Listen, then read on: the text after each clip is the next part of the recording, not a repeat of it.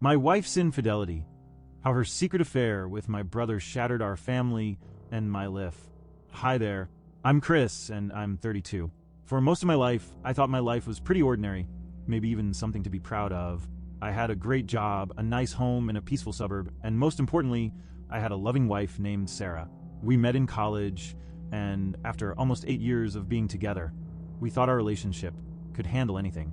But then, everything came crashing down. Our wedding anniversary was a special day to us, and every year we'd celebrate with dinner at our favorite restaurant or a relaxing weekend getaway. That year, it seemed like it would be another normal one, so I booked a table at the same place. It was going to be a romantic night, a celebration of all the years we'd been together. The night started off like any other. We were laughing and reminiscing about our first meeting, how we got together, and all the fun times we've had. Sarah looked stunning, with her dark hair falling perfectly around her face and her eyes sparkling in the candlelight. I felt a rush of love for her, remembering how lucky I was to have her in my life. But as the night went on, something seemed off. She seemed distracted, less lively, and her smile seemed forced. When I asked her if everything was okay, she said she was just tired and dismissed it. I let it go. Maybe I shouldn't have, but I thought it was just a rough day.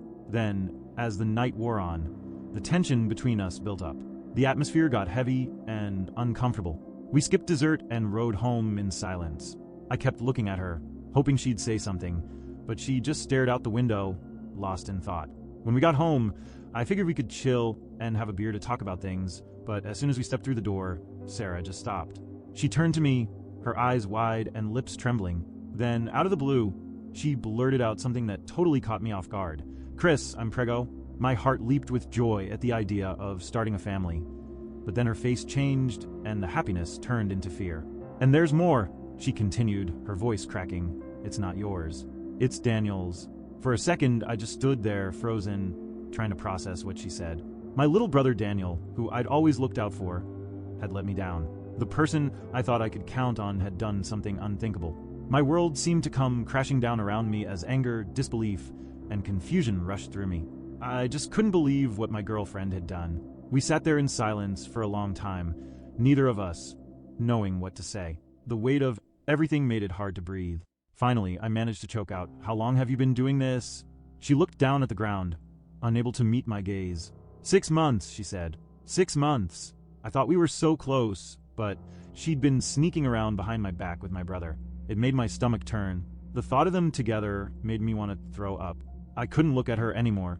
My brain was racing with questions, but I didn't want any answers. How could I have been so stupid? How did I miss all the signs?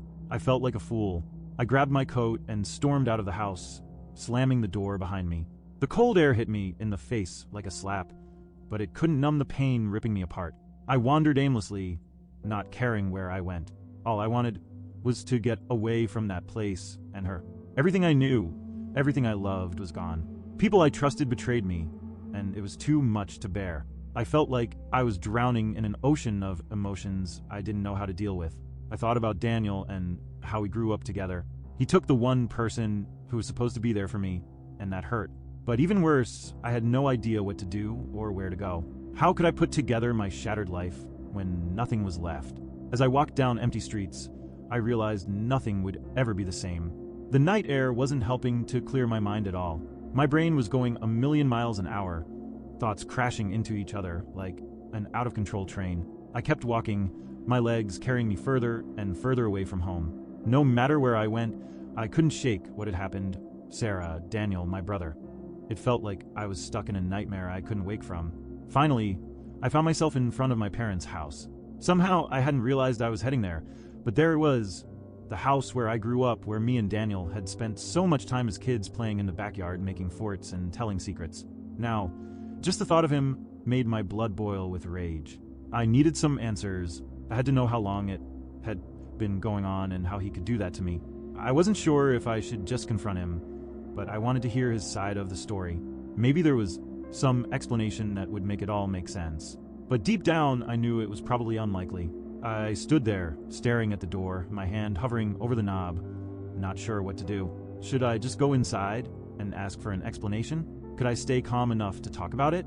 Then the door opened, and my mom came out, looking surprised. "Chris, what are you doing here?" she said, her voice warm and friendly. She didn't know about the mess I was in, so I couldn't tell her the truth. It would break her heart too much. She stepped aside and said, "Come on in. Your brother's here too." Sure enough, there he was, lounging on the couch like nothing was wrong. When he saw me, a smile broke out on his face, and he asked, "What's up, Chris?" I felt my anger rising, ready to explode, but I held it back, knowing it wasn't worth confronting him in front of Mom. She didn't need to get caught up in our drama. "Can we talk?" I said, trying to sound calm. Daniel's smile faltered a bit, and he glanced at Mom, who was busy in the kitchen. After a moment, he nodded. "Yeah, let's head outside." We walked out onto the porch, and the cool night air hit us. I stood there, staring at Daniel, my brain racing with questions. For just a moment, I was looking at the guy I'd known for so long, and I asked, "How long has this been going on?" My voice was soft, but the words were clear. Daniel went pale, because he knew exactly what I meant. "Look, there's no point in hiding it anymore." He ran a hand through his hair, avoiding my gaze. "Chris, it's been 6 months." My voice was louder now, and my fists were tightening. I was shaking with anger. He sighed and slumped his shoulders. I already knew the truth, but hearing him say it was like a punch to the gut. 6 months of lying. 6 months of sneaking around, laughing at me behind my back. Betrayal was overwhelming and suffocating. Why? My voice broke with emotion. Daniel looked up at me, something like regret in his eyes. But it wasn't enough. "I'm sorry, Chris," he said. "It just happened. I can't explain how or why. We were friends, Chris. I swear." "What about Sarah?" My voice grew louder. "What were you doing with her?" He looked away. "Nothing. We were just friends." But I couldn't take any more of his excuses. I wanted to punch him, but I knew it wouldn't solve anything. He's my brother, and he betrayed me the worst way possible. How could he do that to us? "I'm so sorry," he finally said, throwing his hands up in frustration. "This is not what I wanted. I'm sorry. I don't know what to do." I let out a bitter laugh. "What can you do about it, Daniel?" "My wife is pregnant because of you." He flinched at that. For a moment, guilt flashed across his face, but it didn't matter anymore. Nothing he said would fix what he did. There was silence between us. The tension was thick, and the weight of the betrayal was heavy on our shoulders. I watched him struggle for words, but nothing came. There were no words that could fix this. "You promised me," I said in a quiet voice. "Both of you promised me." Daniel opened his mouth to talk, but I just couldn't handle it. I turned and walked away from him, leaving him there on the porch. I couldn't stay near him anymore. I couldn't even look at him without getting all emotional. After that, I just drove around aimlessly, my mind going 1,000,000 miles per hour, trying to figure out what to do. Part of me wanted to go after Sarah and demand answers, make her explain what she did to me. But the other part of me was scared to face her again. I didn't know if I could look at her and not completely lose it. Finally, I ended up back at our house. I didn't want to go inside. I didn't even want to look at the front door. I took a deep breath and walked into the house. It was dark and silent, but I heard soft sobs from the living room. There was Sarah, curled up on the couch with her face in her hands. When she saw me, her red, puffy eyes looked up at me. "Chris," she whispered, her voice choked with tears. "I'm sorry." I stood there, staring at her, feeling nothing but numbness for the first time since everything went downhill. My mind was empty, drained of all emotion by the betrayal I felt. "I can't do this anymore," I told her, my voice cold and emotionless. "I need to go." Without another word, I left the house, leaving her sobbing on the couch. Where I was going, what I was going to do, I had no clue. All I knew was that I had to get away. Away from Sarah. Away from that life that no longer belonged to me. The next few days went by in a haze. I avoided going back home, not wanting to face Sarah, or even be in the house with her. The pain of what she'd done weighed heavily on me, crushing any hope of peace or happiness. I stayed at the place of an old friend from college, Jake. He didn't pry too much, and seemed to know something was up. He was just there for me, without demanding answers. My sleep was restless. When I did manage to fall asleep, I'd wake up drenched in sweat, haunted by visions of Sarah and Dan laughing at me, telling me lies, betraying me.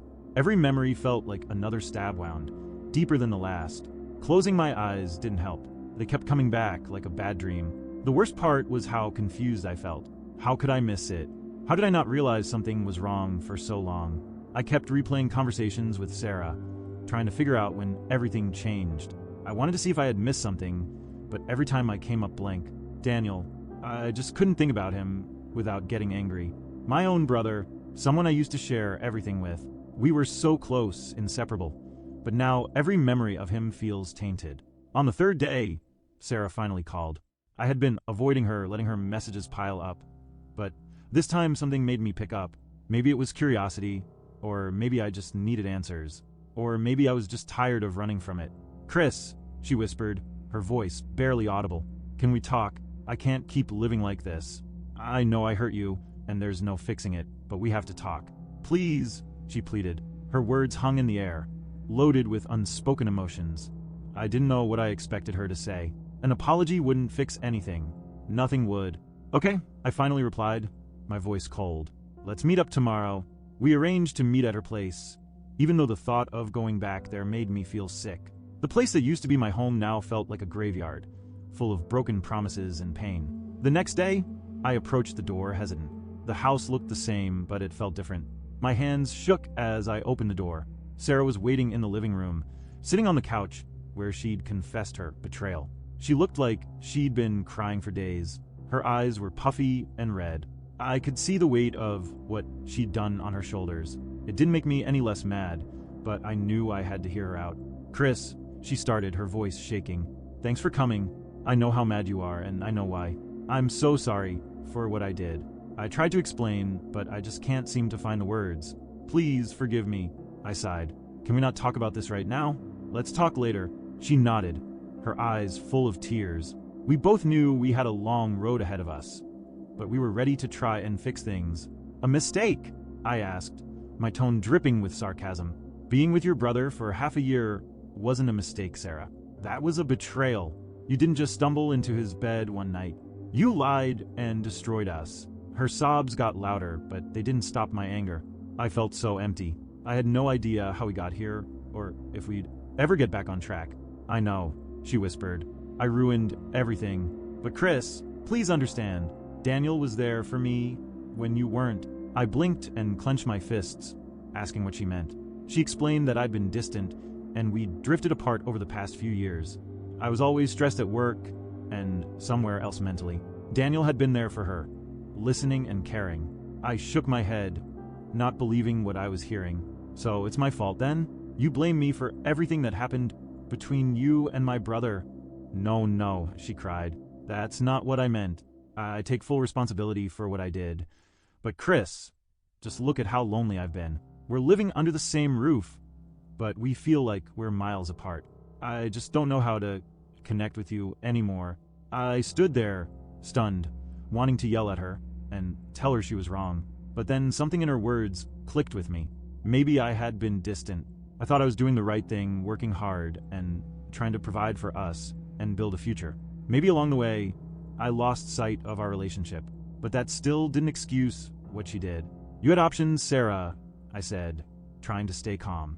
"You could have talked to me, told me you were unhappy. Instead, you hurt my brother. You know how wrong that is, right?" She was crying uncontrollably as she nodded. I know it was wrong. I didn't mean to hurt you. I just didn't know what to do." We were both silent for a while, her sobs filling the room. I tried to understand, but all I felt was anger. I couldn't forgive her yet. "Did you love him?" I asked, my voice breaking. She shook her head. "No, Chris, it wasn't love. It was just a mistake." I closed my eyes, trying to process what she said. Was it really a mistake? Did she really not love me? I didn't know anymore. "I can't be with you," I said, standing up. "It's over. You broke our relationship. I don't think I can forgive you." Sarah reached out for me, her face crumpled with sadness. "Please, Chris," she said, but I stepped back. We were both hurt and confused, but there was nothing we could do to fix it. I left, leaving her alone in the room, tears still running down her face. My voice cracked as I tried to say, "I need some time." I needed time to figure out what I should do next. Without saying another word, I just left the house. In the background, I heard Sarah crying again on the couch. But this time, I wasn't running away. This time I wanted to make a decision, the only decision I could make. As I drove off, my mind was racing with thoughts about my future. Should I forgive her? Should I ever see Daniel again? It was impossible to know what the road ahead held, but I wasn't sure I had the strength to find out. After our conversation, The next few days were some of the toughest I'd ever experienced. It was hard to get over what Sarah did, the distance between us and my role in the growing rift, and it stuck with me like a cloud. But it didn't change what she did. I was angry with her, but I was also mad at myself. How could I have been so blind? How could I not have noticed my marriage falling apart if I was so absorbed in my life? So I avoided our house and stayed at Jake's. Even he, with his easygoing attitude and no worries vibe, noticed my tension. One night, after a few beers, he finally said, "What's going on, man? You've been staying here for a week, and you've never been like this since college exams." I paused. Jake and I were friends, but I never told him about Sarah or my brother. Now, it was too hard to keep it inside. "She cheated," I said, staring into my drink. "With my brother." "Jake, what?" "That's crazy," I said in a low voice, barely able to convey the depth of my emotions. "She's pregnant, man." He sat there, taking in what I had just told him. After a moment, he shook his head in disbelief. "That's insane. What are you gonna do?" "I don't know. I can't go back to her, but I can't leave either. We've been together for 10 years, Jake. 10 years, and now everything's ruined because of this." "You're seriously considering staying with her?" he asked in disbelief. I shrugged. "I just don't know what else to do. Part of me hates her, and part of me still loves her. I don't know." Despite how much it hurt to admit, that was the truth. But Jake wasn't buying it. "Chris, listen, I get that you love her, but what she did is unforgivable. And your brother, how are you even going to recover from that? It's not like she made a one-off mistake. They've been lying to you for months." He was right. There's no way to fix this. There's a gaping hole in my heart that'll never be filled. But it doesn't make it any easier. I spent the next few days trying to figure out what to do. I knew I couldn't run away from the situation. I had to deal with practical stuff. The house, bills, the life we built together. If I wanted to escape, I'd have to leave behind everything. Then there was Daniel. I hadn't talked to him since that night at my parents'. I knew I'd have to face him eventually. We couldn't just ignore what happened, no matter how much I wanted to. But what could I say to make things better? A few days later, the call I'd been dreading came. "Chris," it was my mom, her voice shaking over the phone. "We need to talk." I knew right away what it was. The secret was out and I had to deal with the consequences. "Chris," she continued, "Daniel told me everything." I stayed silent, my heart racing. This was exactly what I'd been trying to avoid. I could hear the pain in her voice when she found out her son was involved in something terrible. "We're having a family dinner tonight," she said. "I think we should all talk about it." It was the dreaded family meeting. Part of me wanted to run away, to say I couldn't face them, but I knew I had to. My family was falling apart, and avoiding the talk would make it worse. So I drove over to my parents' place with a lump in my throat. It had been a while since I was there after the fight with Daniel. The place looked the same, but felt different. When I walked in, there was a heavy tension in the air.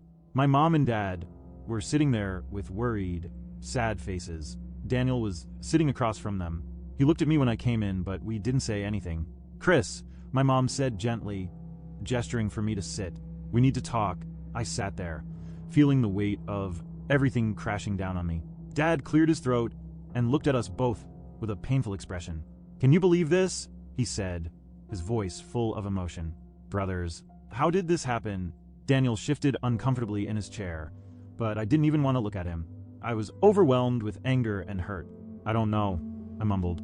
"I just don't understand." Dad spoke up again, his voice soft but filled with regret. "Chris, I'm sorry. You'll never forgive me, and that's fine. I messed up big time." "Yeah," I replied coldly.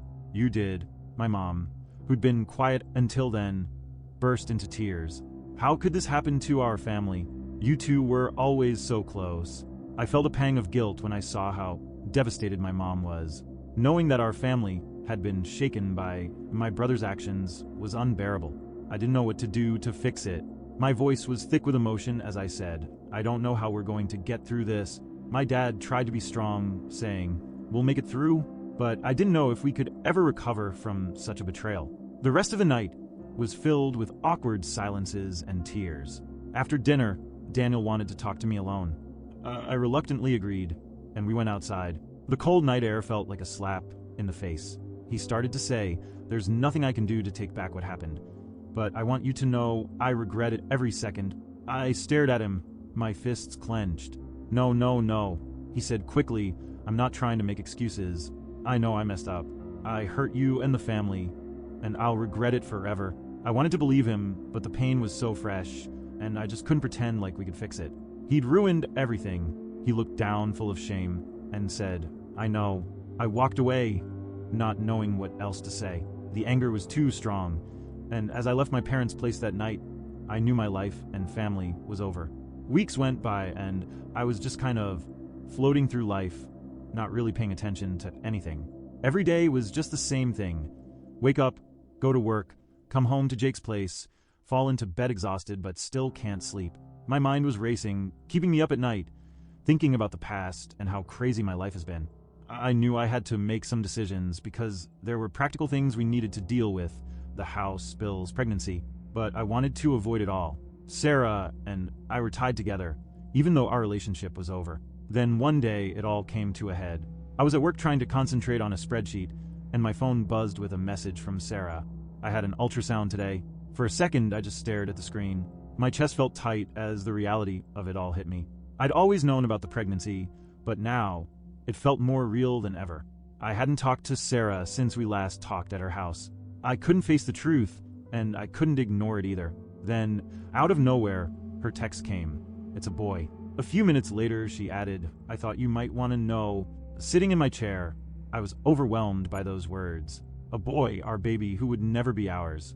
It was a reminder of everything I'd lost, everything that had gone wrong. Unable to speak, I let her message play on repeat in my head. I left work, unable to focus, needing some time to process it all. So I drove away, trying to escape the weight on my shoulders. As the sun was setting, I found myself by the lake. This was a place that Sarah and I used to go to when we were younger. Back then, things seemed so much simpler. We'd spend hours there, daydreaming about our future together. It felt like a whole other world. But as I sat there by the water, looking out into the horizon, I realized that I was stuck in the past.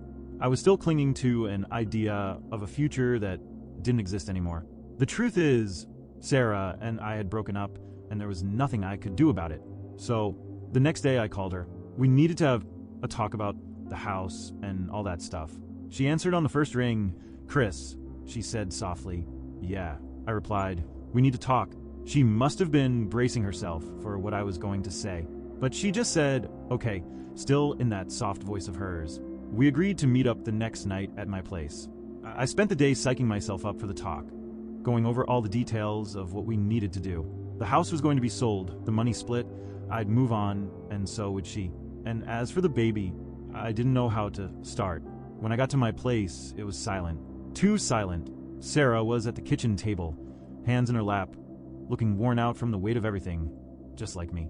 We started with the practical stuff, who was going to handle the sale of the house, how we were splitting the remaining assets. It felt so unreal talking about dismantling our life together like it was some business deal. There was no room for emotion. We'd moved past that point. Finally, we got to the hardest part, the baby. "I don't expect you to do anything," Sarah said quietly, eyes down. "I know it's complicated, and I understand if you don't want any involvement." I looked at her, and my heart was heavy with all the things that hadn't been said. She gave me an opportunity to leave. She gave me a chance to let go of this child that could have been ours, but wasn't. Could I really do that? Could I really just walk away? "I don't know what to do," I told her, my voice cracking for the first time. "I don't know where I fit in this. He's your son, he's Daniel's son. How do I fit into his life?" Tears filled her eyes, but she was silent. She didn't have an answer for me either. How could either of us? There were no rules for this situation, no map to navigate through betrayal and heartache.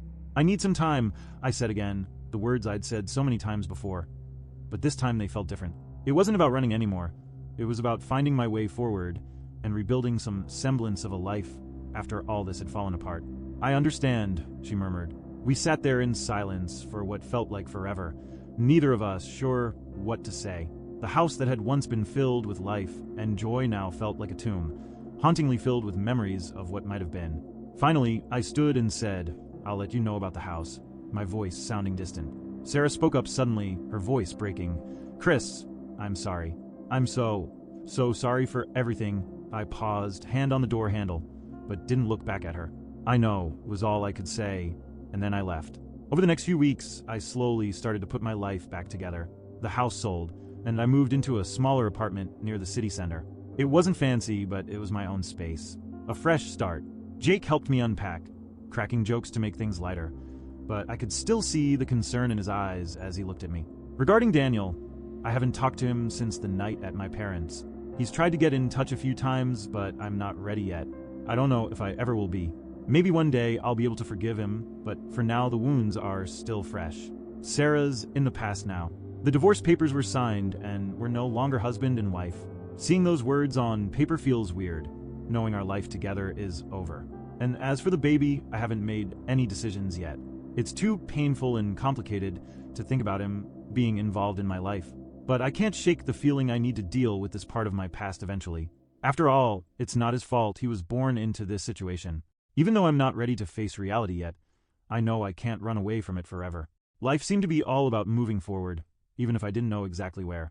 I wasn't sure about the future, but one thing was for sure. I couldn't let the past hold me back anymore. Even after the worst betrayal, I was still here. Maybe that was enough for now. If you like such stories, then be sure to subscribe to the channel. It will be the biggest support for me.